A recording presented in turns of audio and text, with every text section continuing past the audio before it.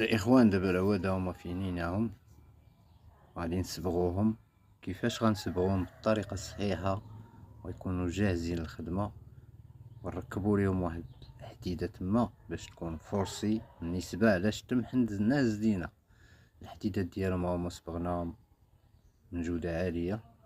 صباغه سيلوزيك كتنشف في البلاصه عندنا، كنركبوا ليهم هاد الجعبه هنا بالنسبه للعود حنت مهرس. حنا زديناه، راه العواد راه رجعوا مع الفيديو غتشوفهم راه اصلا كانوا انصاص.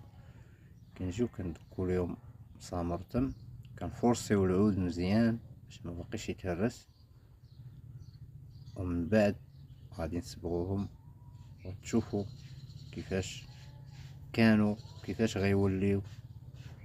كل يخلي الرأي ديالو. مرحبا بالجميع.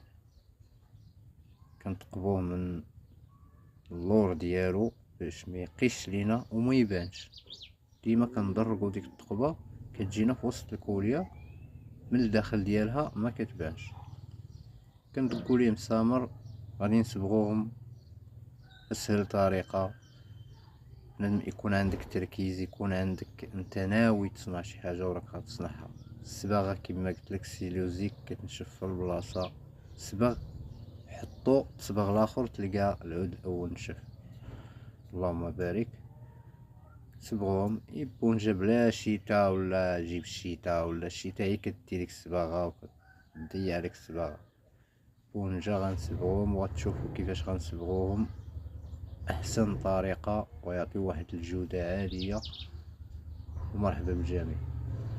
تبع الفيديو، الناس اللي مهتمه تبع الفيديو راه غتستافد الكثير. من نسبه الا انت باغي تصنع كوليا او الجام او اي حاجه راه من جوده عاليه وما تاديش العود في الصحه ديالو. تصايب له شي حاجه اللي مناسبه وغادي تخلص عليه. واخا انت مول العود ولا كمعلم، غتصايب واحد الحاجه في المستوى وتشكر عليها. تشوف العويدات كيفاش ولاو كي كانوا بالوساخ والميكروب وبواحد المجهود كتير، الحمد لله هما ولاو من اجمل واروع العويدات. ومرحبا بالجميع كاع الاخوان اللي خاصو شي حاجه. مرحبا. عندنا الحديدات تا هما غنعاودوهم دابا ان شاء الله. غندخلوا للصحيح، هو المونتاج. المونتاج اللي هو كتركز مزيان في الكوليه باش ما تكونش عوجه، باش ما تاديش العود في الصحه ديالو. العواد ديالنا واجدين. الفيديو الماجي ان شاء الله. تحياتي للجميع.